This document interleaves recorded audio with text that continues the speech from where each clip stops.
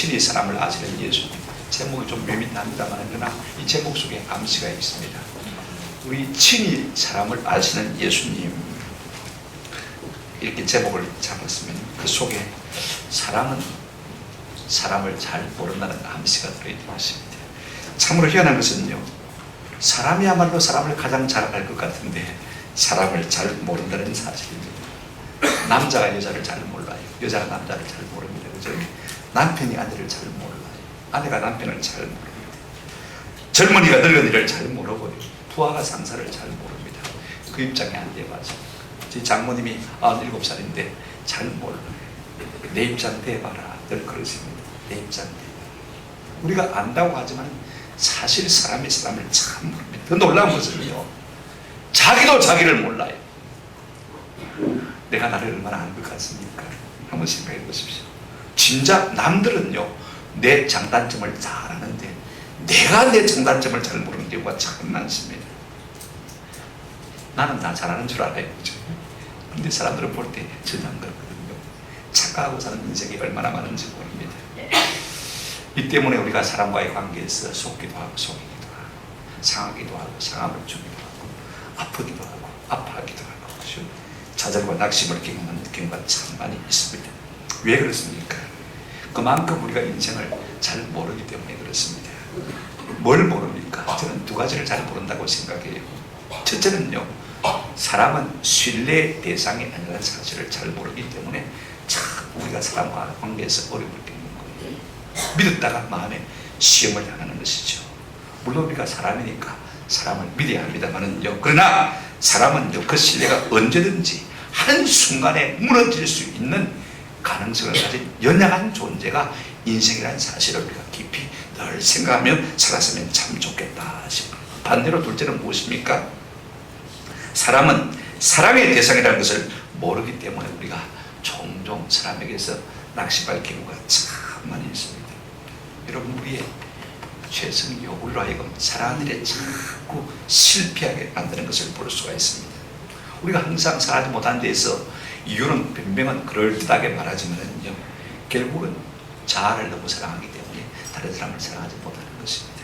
나를 위하느라고, 내 자아를 살찌우느라고, 내 마음을 핑계 하느라고 우리가 사람들을 사랑하는 일에 실패할 때가 참 많이 있다는 말씀인 것입니다.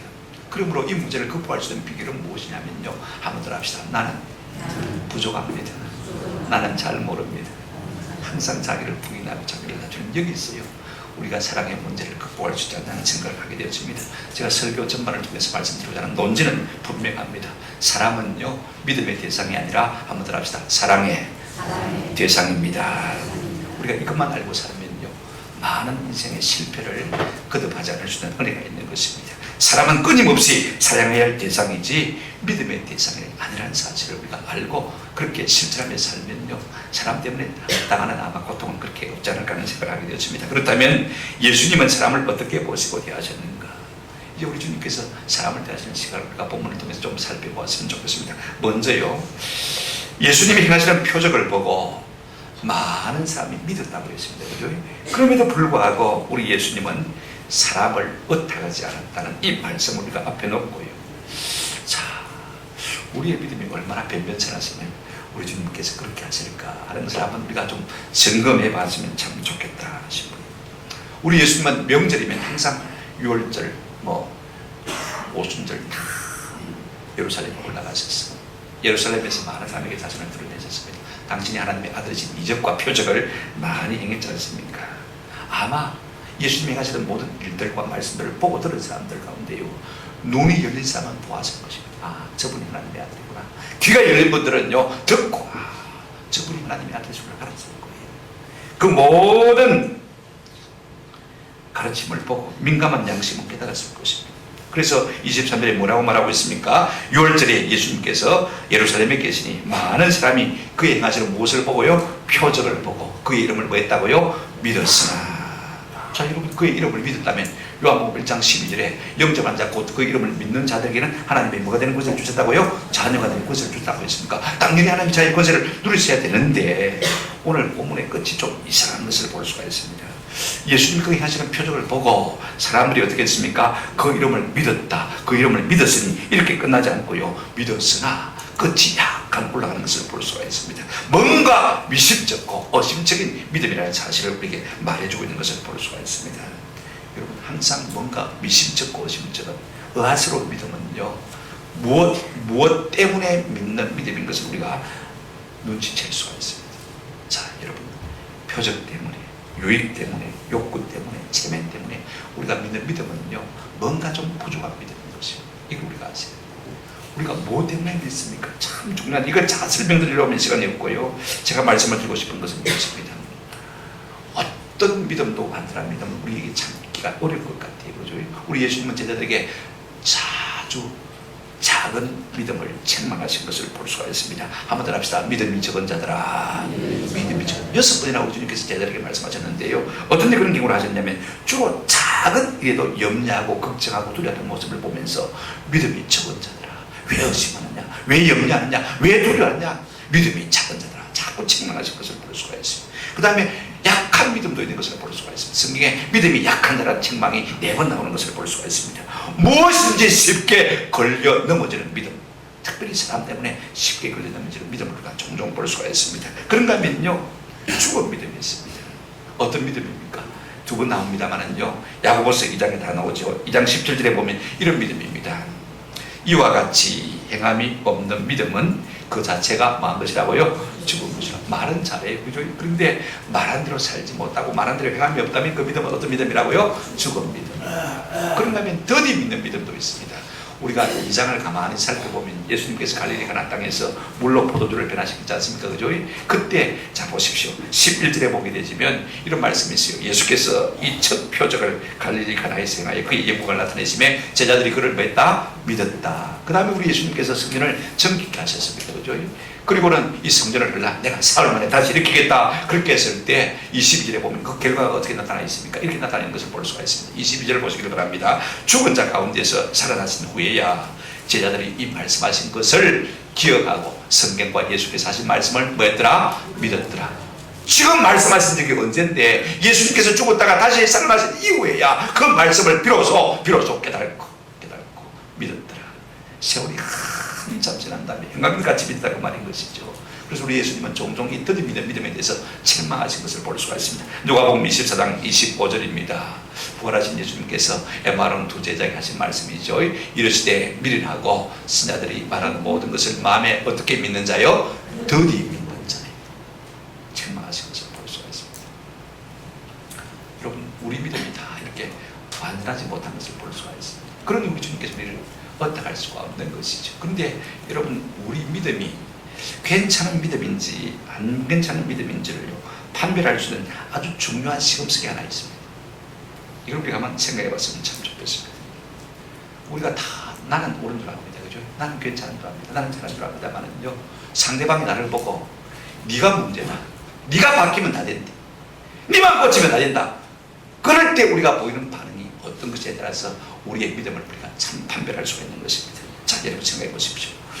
와, 내가 바뀌어야 되고, 내가 인물 좋고 성격 좋고 돈 잘 벌고 사회적인 지위도 있고 무슨 내가 뭐 특별한 죄를 지은 것도 아니고 교회 열심히 봉사 잘하고, 와, 내가 바뀌어야 되는데 우리가 대부분 그런 반응을 보여주지 않습니까? 다시 네가 바뀌라 이렇게 저돌려줄 수가 있습니다. 그죠? 그러나 참 믿음은 어떤 믿음입니까? 오늘 성경을 보십시다. 우리가 다음 주에 살펴보겠지만은요, 유대 공회원인 니고데모가 예수님 앞에 찾아왔습니다. 그때 우리 예수님께서 대뜸 그에게 하신 말씀이 무슨 말씀이냐면, 니고데모 너 거듭나야 한다는 말씀하셨습니다. 여러분, 거듭나야 된다는 말씀은 무엇입니까? 네 존재 뿌리부터 송두리째 네가 바뀌지 않으면 하나님 나라에 갈 수 없다, 그 말인 것입니다. 무슨 말입니까? 네가 바뀌어야 된다, 그렇게 말씀하신 것을 볼 수가 있습니다. 그런데 여러분, 3장을 보게 되어지면 앞으로 우리가 살펴보겠습니다만은요, 가타부터 말이 없어요. 이 니고데모가 바뀐 것인지 바뀌지 않은 것인지 가타부터 말이 없는 것을 볼 수가 있습니다. 또 하나의 예가 있는데요, 한 부자가 눈이 예수님을 찾아왔습니다. 어떻게 하면 영생을 얻겠습니까? 라고 물었습니다. 이때 마태복음 19장 21절에 보게 되지면 예수님께서 그에게 한마디 하셨어요. 이렇게 말씀하셨습니다. 예수께서 이르시되 내가 온전하고 잘지는데, 이 말은 무슨 말이냐면 네가 바뀌기를 바랄지인데, 네가 변화되기를 바랄지인데 가서 내 소유를 팔아 어떻게 해라? 가난한 자들에게 말아 나누어 주라, 그렇게 말씀하신 것을 볼 수가 있습니다. 너 너는 스스로 괜찮다고 생각하지만 내가 볼 때는 아직 멀었어. 더 바뀌어야 돼. 네 가지고 있는 모든 재물을 팔아서 가난한 사람에게 다 나눠주고 와. 그렇게 말씀하신 것을 볼 수가 있습니다. 여러분, 이 부자 관원이 어떻게 했는지 아십니까? 자, 이 말씀을 듣고 그 다음 말씀 보실까요? 19장 22절 다 같이 한번 읽어보십시다. 시작. 그 청년이 재물이 많은 거로 이 말씀을 듣고 근심하며 아니라 받겠다 말입니까? 안 받겠다 말입니까? 안 받겠다는 것이. 말씀을 들었으면 말씀대로 반응하는 것이 바른 믿음인 것이. 근데 우리는 나는 바뀌지 않고 네가 자꾸 바뀌라라고 말씀하는 거죠. 이것이 온전치 못한 믿음인 것을 볼 수가 있습니다. 자, 여러분, 우리가 요한복음으로 다시 돌아가 볼까요? 6장에 보게 되지만 우리 예수님께서 보리떡 5개와 물고기 2마리를 가지고 5,000명을 먹이신 놀라운 이적이 일어났습니다. 사람들이 행제를 한 것이죠. 세상에 이런 일이 어디 있나. 다음 날도 예수님을 부지런히 찾아왔습니다. 그래서 예수님께서요 6장 26절에 보게 되지만 어떤 반응을 보고 있습니까?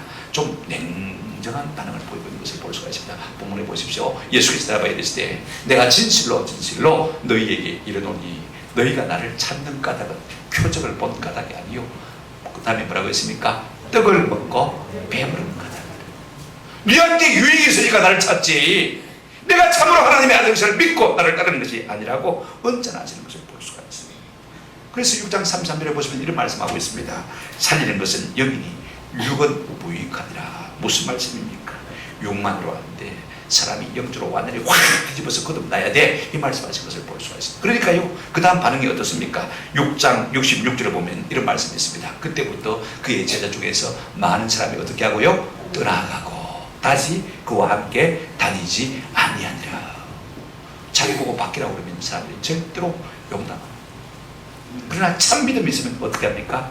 우리 예수님께서 다시 제자를 둘러보고 물었습니다. 너희도 가려느냐? 그때 베드로가 뭐라 했습니까? 주의 영생의 말씀이 계시오니 우리가 어디로 가오리까? 말씀을 듣고 믿고 따르기를 원하는 사람은요 절대로 도망가지 않습니다.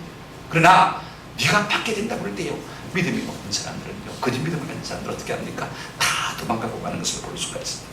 그러니 여러분, 우리 예수님께서 그들을 의지하고 어떻게 할 수가 없는 것이 당연하지 않겠습니까? 우리가 큰 두 번째로 좀 생각해 볼 수 있습니다. 예수님은 그의 이름을 믿는 사람들에게 의탁하지 않았다는 말씀을 앞에 놓고요, 예수님께서 사람을 대하시는 태도를 좀 생각해 봤으면 참 좋겠습니다. 24절 한번 보시기 바랍니다. 앞에 그러나라고 붙이면 더 좋을 것 같아요. 그러나 예수는 그의 몸을 그들에게 마하지 않으셨다고요? 의탁하지 아니하셨으니 이는 친히 모든 사람을 마심이라 아심이라 그렇게 말씀하고 있습니다. 여러분, 의탁하지 않았다, 이 말씀을 오해하지 마시기를 바랍니다.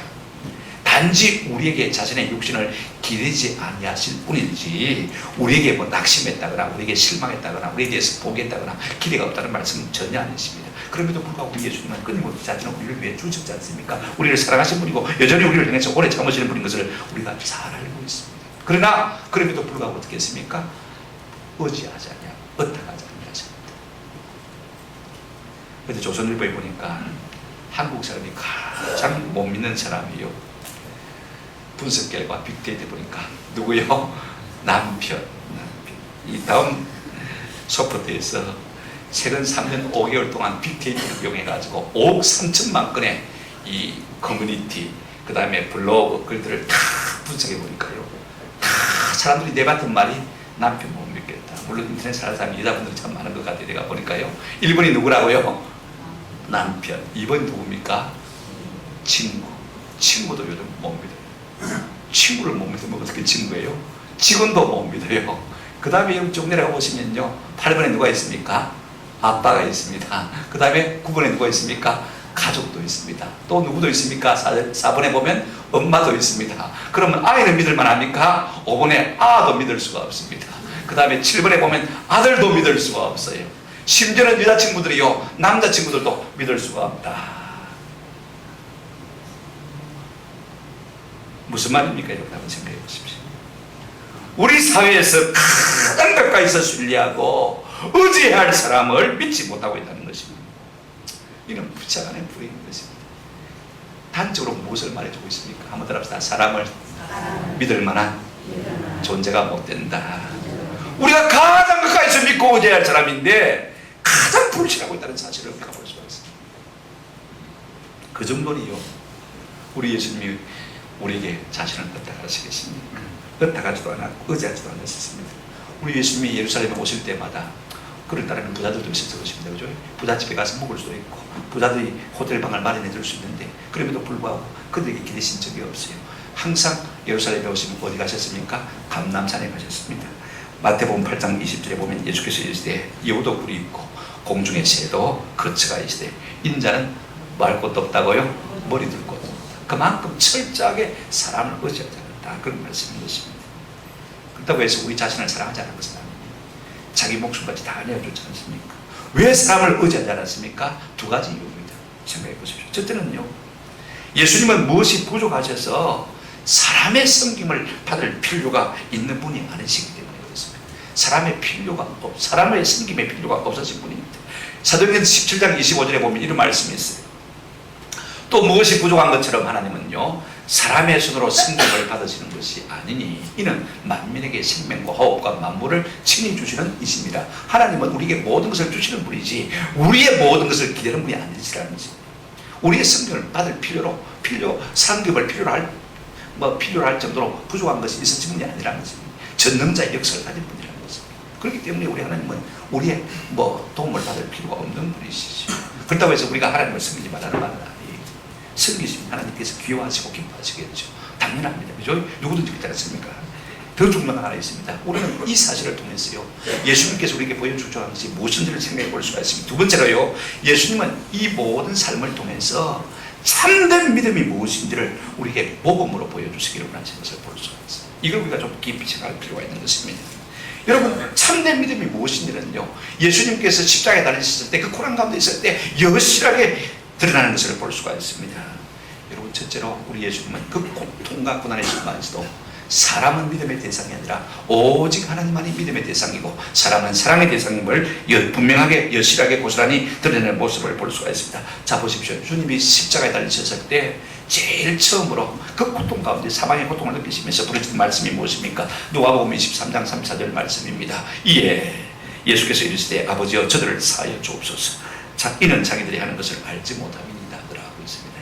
우리 예수님께서 그 십자가의 고통 가운데 있을 때 제일 먼저 누구를 불렀습니까? 아버지를 불렀습니다.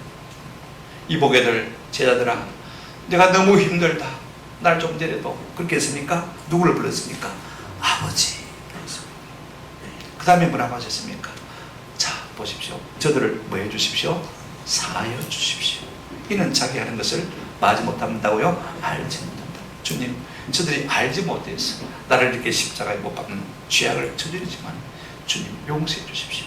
자, 보십시오. 끝까지 아버지 하나님을 의지하고 나가고 그 다음에 사람을 사랑하시고 용서하시는 모습을 우리가 볼 수가 있습니다. 하나님만 바라지 않습니까? 그런다면 용서해달라고 사랑을 실천하는 모습을 볼 수가 있습니다. 끝까지 당신을 십자가에 못 박은 사람들을 용서해달라고 사랑으로 용서를 간구하고 있음을 볼 수가 있습니다. 우리가 이 원리를 이해하면요, 신앙생활하는데 상당히 도움이 되어져요. 왜냐하면 우리가 굳게 쓰지 못하는 이유는 어떻습니까? 그 가운데 가장 큰 이유가 자꾸 사람을 보거든요. 사람 때문에 시험이 들고, 사람 때문에 낙심하고, 사람 때문에 절망하고, 사람 때문에 교회를 떠나는 경우가 상당히 많이 있습니다. 그렇지 않습니까? 사람 자꾸 보니까 사람. 누구를 바라봐야 됩니까? 하나님을 바라보고. 그 다음에 우리가 사랑해야 할 대상은 누굽니까? 사람인 것을 볼 수가 있습니다. 자꾸 교회 안에서 목사를 보고 장로를 보고 권사를 보니까 시험들이 많은 것이죠. 그러므로 우리의 눈은 항상 누구를 바라봐야 됩니까? 아버지 하나님을 바라보고, 우리의 입은 항상 용서와 긍휼을 사모하는 은혜가 있기를 주의 이름으로 축원합니다. 이것이 우리 주님께서 십자가에서 우리에게 보여주신 참된 믿음의 모범인 것을 볼 수가 있습니다. 그런가 하면요, 믿음은요, 점이 아니라 선 사실을 꼭 기억할 필요가 있습니다. 여러분, 믿음은요, 일시적인 동의가 아니라는 것입니다. 지속적인 의탁인 것입니다. 내가 한두 번 잘 믿었다, 한두 번 열심을 냈다, 그렇다고 해서 늘 잘 믿는 것입니까? 많은 사람들이 지난 한때 내가 열심을 잘 믿었다, 그렇게 많은 사람이 있습니다만, 그런 사람들은 지금은 내가 잘 믿지 못하고 있다는 것을 반증하고 있는 것입니다.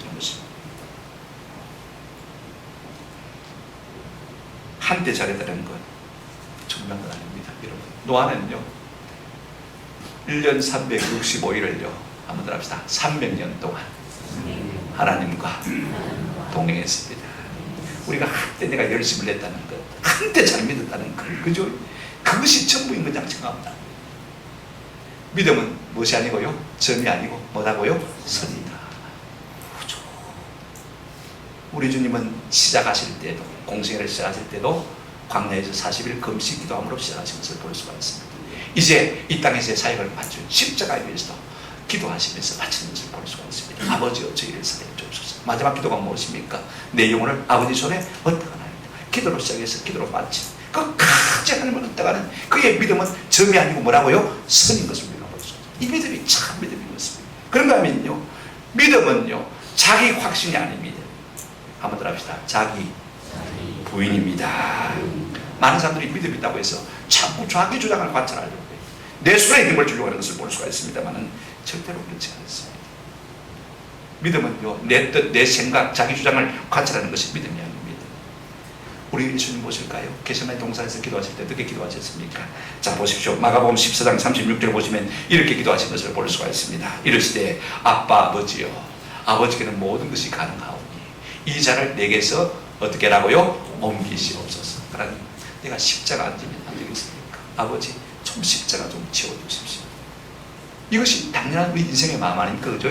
본능이죠. 그런데 우리 주님께서 그 다음 말씀이 참 중요합니다. 뭐라고 했습니까? 그러나 나의 원대로 마시옵고. 누구의 원대로요? 아버지의 원대로 하옵소서. 신앙생활은 무엇입니까? 내 뜻 버리고 주의 뜻을 내 속에 받아들이는 것. 항상 자기 부정의 삶이요 신앙생활. 그래서 힘들고 어려운 거예요. 생각해 보십시오. 내가 하고 싶은 대로 더 하고 신앙생활 누가 못해요, 그죠? 그러나 내 하고 싶은 것 포기하고 하나님의 뜻이 내 삶 가운데 이루어지기 때문에 날마다 손해봐야 되고 날마다 참아야 되고 날마다 인내해야 되고 날마다 불쌍히 여겨야 되고 날마다 용서해줘야 되고 이 일이 쉬운 일이 아니지 않습니까? 그러므로 진짜 믿음은 어떤 믿음이라고요? 자기 부정이야말로 진짜 믿음이다 라고 말할 수가 있습니다. 여러분 믿음은요 가변적인 것이 아닙니다. 불변적인 것을 볼 수가 있습니다. 상황에 따라 요동하는 것을 믿음일 수가 없습니다. 어떤 경우에서도 날마다 신실하게 주님을 의지하는 것. 그런가 하면 믿음의 방향은요 불리한 상황을 모면하기 위해서 요동하는 것이 아닙니다. 예수님 십자가 앞에 놓였습니다. 십자가 피해서 뒤로 돌아가셨습니까? 아닙니다. 믿음으로 그 십자가를 지고 골고다까지 나아가시고 겪고 십자가에 달리신 것을 우리가 볼 수가 있습니다. 믿음은요 유턴하는 것이 아닙니다. 한번 따라합시다. 믿음은 직진하는 것입니다. 상황을 뚫고 앞으로 나가는 것입니다. 그것이야말로 저쪽으로 주님을 어떡하고 그거잖아요. 우리 주님은 이 믿음을 우리에게 본을 보여주신 것을 볼 수가 있습니다. 한마디로 말하면요, 한번 따라합시다. 온전히 하나님만 의지하는 것입니다. 우리 주님께서 십자가에서 달리신 7째 말, 마지막 말이 무엇입니까? 누가복음 23장 46절입니다. 예수께서 큰 소리로 불러 이르시되 아버지 내 영혼을 아버지의 손에 부탁하나이다. 화면을 한번 보여주시기 바랍니다. 아버지 내 영혼을 아버지의 손에 부탁하나이다. 우리가 여기서 두 가지를 생각할 수가 있습니다. 첫째는요, 진짜 우리의 삶에서 가장 중요한 것이 무엇인지를 볼 수가 있습니다. 여러분 뭐예요? 아버지 내 무엇을요? 내 영혼. 마지막 순간에 가장 중요한 것이 챙겨야 할 것이 무엇입니까? 내 영혼이 가장 중요한 겁니다. 내 작년에 이렇게 치르고 저렇게 치르고 너를 이렇게 살고 내 주사 이렇게 나누고 그게 중요한 게 아니라 그건 평소에 넣으시고 진짜 우리가 마지막 순간에 우리가 챙겨야 될 것이 무엇이라고요? 내 영혼. 그런데 이 중요한 영혼을 맡길 분은 누구인 것입니까? 한번 더 합시다. 아버지 하나님. 아버지 하나님이신 것입니다. 이것이야말로 진짜 참 믿는 것입니다. 사람 누가 아닙니다. 우리가 마지막까지 붙어야 될 분이 누굽니까? 우리의 아버지 하나님이신 줄로 믿습니다. 그러므로 사람은요 의지할 대상이 아니에요. 사랑해야 할 대상이지. 끝까지 우리가 붙어야 할 분은 하나님 아버지 한 분밖에 없음을 우리가 좀 깨달을 은혜가 있으면 참 좋겠다 싶어요. 세 번째로 말씀을 전하고 싶은 것은요, 예수님께서 사람을 끄다가 되는 것은 사람의 속에 있는 것이 무엇인지를 친히 아셨기 때문이라 그렇게 말씀하시는 것을 볼 수가 있습니다. 도대체 우리 예수님께서 우리의 인생에 무엇을 아셨기에 우리를 어떡하지 않으셨다는 말씀인가? 24절 하반절에 보면 이는 친히 사람의 모든 사람을 마시며 아시며, 그 다음에 25절 보시기 바랍니다. 또 사람에 대하여 누구의 증언도 받으실 필요가 없었으니 이는 그 이유를 그가 친히 사람의 속에 있는 것을 마셨음이라 아셨습니다. 그렇게 말하고 있습니다. 리빙 바이블은 이렇게 25절을 번역하고 있습니다. 예수 그리스도께서는 사람의 마음속 깊은 곳까지 꿰뚫어 보고 계셨다. 사람의 마음속 깊은 곳까지 어떻게 보셨다고요? 꿰뚫어 보고 계셨다. 그러므로 아무도 주님께 인간의 본성이 얼마나 변덕스러운지를 설명해 드릴 필요가 있었다 없었다? 다 알고 계신데 뭐라고 설명해요? 하나님, 저 인간이 나를 자꾸 해고절합니다. 자꾸 나를 오해합니다. 어떻게 하면 좋겠습니까? 일러줄 필요가 있습니까 없습니까? 다 알고 계세요. 괜히 우리가 공연히 남을 정죄할 필요가 없는 것입니다. 내 생각에서 그가 나를 괴롭히는 것이지 하나님이 보실 때는 안 그럴 수 있거든요. 그죠? 그냥 하나님 아시지요. 아시죠. 그죠?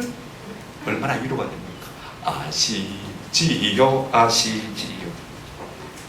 인생을 가장 잘 아시는 분은 우리 인생의 설명을 들었을 필요가 있습니까 없습니까? 없으실 거예요. 알고 계실 거예요. 주님 아시지.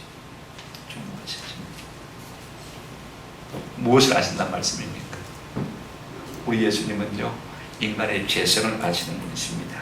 성경에 보면 의인 없나니 곧 한 사람도 없으며, 로마서 3장 23절에는 모든 사람이 죄를 범하였으니 하나님의 영광에 이르지 못하더니, 우리 하나님은 창조 때부터 우리 인생의 악함을 아셨어요. 창세기 6장 5절 보시기 바랍니다. 여호와께서 사람의 죄악이 세상에 가득함과 그의 마음으로 생각하는 모든 계획이 항상 말뿐임을 보시고요, 악할 뿐임을 보시고. 예레미야도 보시기 바랍니다. 예레미야 선자는 예레미야 17장 9절에서 이렇게 말하고 있습니다. 만물보다 거짓되고 심히 부패한 것이 뭐라고요? 마음이라, 사람의 마음이라, 그 말입니다. 누가 능히 이를 알리오마는 하나님은 알고 계시는 것입니다. 그렇습니까? 자, 그렇다면요, 우리 하나님이 아시는 바로는 우리 인생이 다 죄인다는 사실을 알고 계신다고 했죠. 자, 그렇다면 우리도 이 하나님의 지식에 우리가 동의할 필요가 있습니다. 그렇다면 우리가 한 가지 꼭 기억하십시다. 우리가 인생이 죄인임을 안다면 한번 더 합시다. 우리는 서로를 불쌍히 여겨야 합니다. 어쩔 수 없이 죄성을 가진 인생이라면 죽이려면 하는 거죠. 어쩔 수 없이 나도 죄인이고 너도 죄인인데, 드러난 죄인과 드러나지 않은 죄인만 있을 뿐인데 우리가 그들을 볼 때마다 어떻게 여겨야 된다고요? 불쌍히 여겨야 됩니다. 또 하나 우리 주님은 우리의 무엇을 아시고 계시는 것입니까? 인간의 약함을 아시고 계시는 것을 볼 수가 있습니다. 로마서 8장 26절입니다. 이와 같이 성령도 우리의 연약함을 아시고 도우십니다. 여러분, 인간의 총체적인 조건이요, 약함입니다. 약하지 않으면 인생이 아닙니다. 강하게 보이는 사람일수록요, 더 약한 면을 가지고 있을지 모릅니다. 그걸 포장하기 위해서는 그러는 거예요. 저도 약하고 다 약한 거예요. 아멘? 약하지 않으면 인생이 아니거든요. 어느 정도로 약하냐면요, 내가 내 문제가 무엇인지 모를 정도로 약한 것이 인생인 것입니다. 그래서 내가 내 문제를 두고 어떻게 기도해야 될지도 모르는 것이 우리 인생인 것입니다. 그러니 얼마나 약한 존재인 것입니까? 그러니 내가 나를 알겠습니까? 우리가 약한 인생을 이해한다면요, 어떻게 되겠습니까? 한번 더 합시다. 연약함을 이해합시다. 며느리가 연약해도 이해하고, 그죠? 아들이 연약해도 이해하고, 어머니가 나이가 들어서 연약해도 이해하고, 그죠? 목사님이 연약해서 좀 실수를 해도 이해하고, 그죠? 이것이 무엇입니까? 인생이 연약하기 때문에 어쩔 수 없는 거예요. 우리 주님은 인생이 연약한 것을 아시기에 이해하시고 불쌍히 여기신 것을 볼 수가 있습니다. 그런가 하면 우리 예수님은 인생의 어떠함을 아시는 것입니까? 인생의 한계를 아신다고 했습니다. 여러분, 누구나가요, 영웅은 없습니다. 다 인생의 한계가 있어요. 자, 사도 바울, 우리가 한계가 없을 것 같죠, 그죠? 종횡무진, 하나님의 복음을 위해서 온 유럽을 복음한 사람 아닙니까? 그러나 그도 한계를 분명히 알고 있었습니다. 자, 고린도 후서 10장 13절 이런 말씀이 있습니다. 그러나 우리는 분수 이상을 사랑하지 않고 오직 하나님이 우리에게 나눠주신 그 믿음의 한계를 따라하노니 곧 너희에게까지 이른 것이다. 나도 여기까지가 한계다, 그 말씀을 하고 있는 것을 볼 수가 있습니다. 한번 더 합시다. 한계가 없는 인생은 없습니다. 전지전능한 인생은 아무도 없다는 것입니다. 모든 것을 잘할 수 있다는 인생은 없다는 것입니다. 남편 노릇 잘하고, 직장 노릇 잘하고, 교회 생활, 집사 노릇 잘하고, 다 잘할 수 있는 사람이 있습니까 없습니까? 없습니다. 다 어느 구석인가 부족함이 있을 수밖에 없는 것입니다. 자, 우리가 한계를 가진 인생이라는 사실을 우리 모두가 다 안다면, 공감한다면 우리가 어떻게 되겠습니까? 한번 합시다. 서로 도와야 합니다. 도와야 되지. 우리 주님은 우리 인생이 죄인 것을 아셨고, 우리의 당함을 아셨고, 우리의 한계를 아셨기 때문에 우리를 나무라지 아니하시고 자기 자신을 십자가에 버려서 우리를 대속해 주실 줄로 믿습니다. 내가 대신 담당해 주시고, 우리가 안다면요 서로의 약점을 우리가 담당해 주는 것이 성도 아니겠습니까? 그죠? 주님의 모범을 따라가는 이것이 우리의 모습 아니겠습니까? 비판하고 정죄하는 것이 아니라 우리가 메꿔주고 막아주고, 그죠? 보충해주고 세워주고 하는 것이 우리 인생은요, 죽을 때까지 우리 인생이 누구인지 모릅니다. 믿을 수가 없는 존재이기도 하고 오직 사랑할 뿐인 것입니다. 보십시오. 열왕기상 8장 39절에 솔로몬이 성전 낙성식을 하면서 이런 기도를 하고 있는 것을 볼 수가 있습니다. 주는 계신 곳 하늘에서 떨어져서 사하시며 각 사람의 마음을 아시오니 그들의 모든 행위대로 행하사 갚으시옵소서. 그 다음에 말씀이 중요합니다. 같이 읽어보실까요? 시작. 주만 홀로 사람의 마음을 다 아시니. 사람의 마음을 다 아시는 분은 없어요. 주만 홀로 사람의 마음을 처음부터 끝까지, 그죠? 좌초적 전후좌우를 아시는 분은 누굽니까? 하나님. 우리는요 안다고 하지만 본 것밖에 모르는 것입니다. 그죠? 아는 것밖에 모르는 것입니다. 전후좌우 잘 몰라요. 좌초적 압니까? 모릅니까? 함부로 판단할 수가 없는, 인간에 대한 바른 이해와 바른 지식은 바른 행동을 가져오는 것이고, 인간의 죄임을 안다면 불쌍히 여길 수밖에 없는 것이고, 인간의 내장함을 안다면요 우리가 그들을 사랑하고 도울 수밖에 없는, 인간의 한계를 안다면요 끝까지 사랑하고 도울 수밖에 없겠죠. 인생의 연약함을 아시는 우리 주님은 나몰라라 하지 아니하시고 우리를 향해서 오래 참으시고 자기를 십자가에 내어주신 주님 아니십니까? 끝까지 오래 참으시고 사랑하시고 대신 우리의 모든 연약함을 다 짊어지신 주님이십니다. 우리가 주님의 제자된 것이 무엇입니까? 바로 이 길을 걸어가도록 주님의 제자로서 요청받은 것입니다. 이제 말씀을 맺습니다. 우리 예수님은 인생을 하시고 인생을 의탁지 아니하신 것을 볼 수가 있습니다. 뭘 말씀하시는 것입니까? 인생은 믿을 만한 존재가 아니라 오직 사랑할 존재임을 우리에게 말씀해 주시는 거예요. 우리 인생은요 언제든지 떠날 수 있고 언제든지 배신할 수 있고 상황에 따라서 언제든지 두 얼굴을 가질 수 있는 것이 인생입니다. 저 인간이 와 이러노? 그렇게 여러분 생각하면 틀릴 것입니다. 내가 틀린 거예요. 언제든지 그럴 수 있다 없다. 이것이 인생인 것입니다. 이를 우리가 이해를 바로 해요. 이것이 예수님이 이해하신 인간의 성향인 것입니다. 그러므로 우리는 사람에게 너무 많은 기대를 하지 말고, 너무 많이 의지하지 말고, 너무 많이 바라지 말고, 그죠? 오직 사랑해야 할 대상으로만 여기고 조건 없이 사랑할 수 있는 은혜가 있기를 주님의 이름으로 축원합니다.